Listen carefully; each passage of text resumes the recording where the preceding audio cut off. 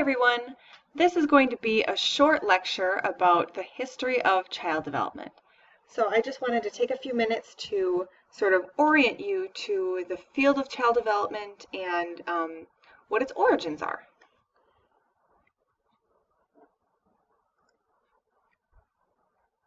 Okay, so let's start out with talking about the foundations.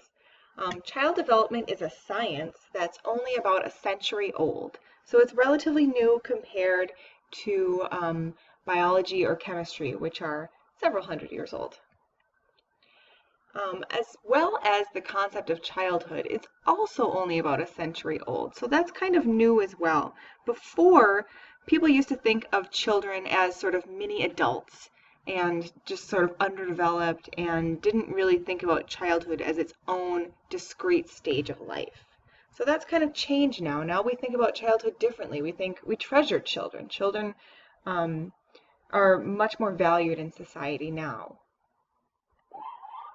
So let's start out with talking about ancient times, Middle Ages, and let's start from the year 1400 to about 1400, so a really big time window there. So back in these days, children were subject to harsh discipline. A lot of beatings went on, and they were also considered property, and sometimes they were even considered servants. So a child was property of either the parents, or if a family, for instance, had too many children, they could sell the child off to somebody who needed farm labor or something like that. So they weren't really seen as something that were of much use, but they had a worth. And we know that children were valued in many families. It wasn't all just doom and gloom and child abuse. We know that even around ancient times in the year 400, there were archaeologists have found things like rudimentary dolls, toys like tops and blocks. So toys for children did exist even back in the day. So it wasn't that children were only seen as a negative thing. Around age 7 was considered to be the age of reason. So at that age, kids were expected to work alongside adults. Their physical development had started to really kick in, as well as their cognitive development. So they could start to do more logical reasoning types activities that are really required when you're going to do adult type work. So when those kinds of abilities started emerging, they didn't call them cognitive development or physical development, they called it the age of reason. And then it was time to get in the field or get in the blacksmith shop or wherever you're going to be, get in the kitchen. Okay. So after this came sort of a transition into modern times. Around the 18th and the 19th century, some philosophers came around, and a lot of them would come up with philosophies that had to do with children. So John Locke is one of the more famous ones, and he was around from 1632 to 1704. And the way that he described children was with this phrase, the tabula rasa. Now this has become a really famous phrase in child development, and what it means is blank tablet or a blank slate. And he really believed that children came into this world as a blank slate, and everything that the environment imprinted on that slate became who the child was, became their personality and their demeanor and all of that. So his focus was really on the role of environment and experience.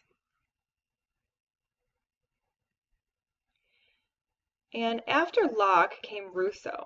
And Rousseau believed that children were born inherently good. So they weren't a blank slate, they were something lovely, they were something good, and that they would also naturally develop into moral adults. And so it's interesting to think about these two perspectives because a lot of beliefs back in those days dictated that children were born evil and that adults needed to sort of train them into becoming good. And these two views were sort of divergent of that view. And it's also interesting to think about that Locke and Rousseau weren't necessarily philosophers entirely about children. They just had general philosophies, and then they also threw something in there that was also about kids.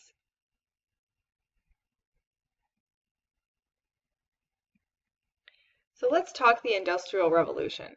So around this time, the advent of the nuclear family started coming around. Families started moving off of farms and into cities. And this was very big in the United States as well as in Europe. So because of this move, this transition from country life to city life, children became more visible. They were all in the home as a nuclear family. They were all living in a city. They were all living in probably an apartment, and parents might, or fathers at least, would have gone into factories and worked, and single women would have too at this time. And because of this, these closed quarters and this different way of life, children really became visible. And through that, and other influences as well, childhood became sort of a more unique time of life. People started to emphasize it more. However, well into the 20th century, child labor was still pretty prevalent. So kids were able, so this picture down here shows a young boy working in a factory who couldn't be more than 8 or 9. And so that was still totally a thing. And so around this time, 20th century, the 20th century came up with some, in the 20th century, we came up with some laws to protect children's rights. So we started to have the beginnings of child labor laws in the United States.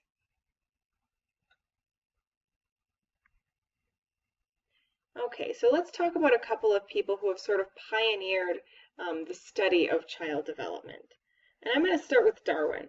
So usually when we think of Darwin, we think of evolutionary theory and not necessarily children. But Darwin also had some ideas about children and child development as well. And so since he was a scientist, or since he was scientifically minded at least, he wrote everything down. He wrote all his observations down, just like he would with biological specimens.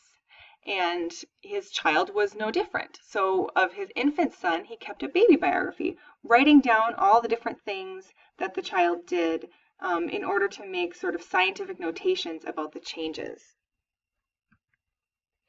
Stanley Hall also was a pioneer in child development. So he has been credited with founding child development as a real academic discipline. And he was also famous for this phrase called storm and stress.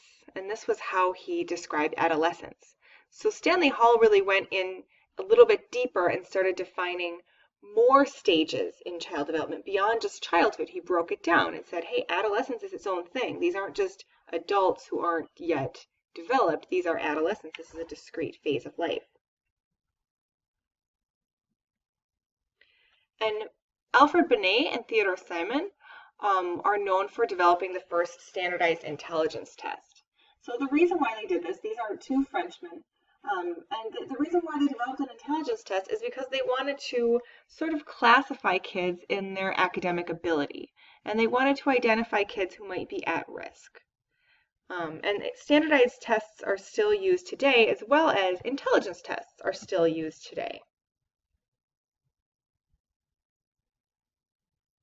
Okay, so I want to leave you with a question, and I'd like you to take some time before class and think about this question. And perhaps we can talk about it in class as well. So come prepared to answer the following. So think about how the opinions of children have differed from the Middle Ages or Industrial Revolution to more modern times. And also I want you to think about if these opinions are common worldwide. So what I'm describing is mostly in the United States and in Europe. So when you're thinking about your comparison, think about the whole world and what you know about it. Okay, that's all I have for you today. I will see you in class. Have a great day.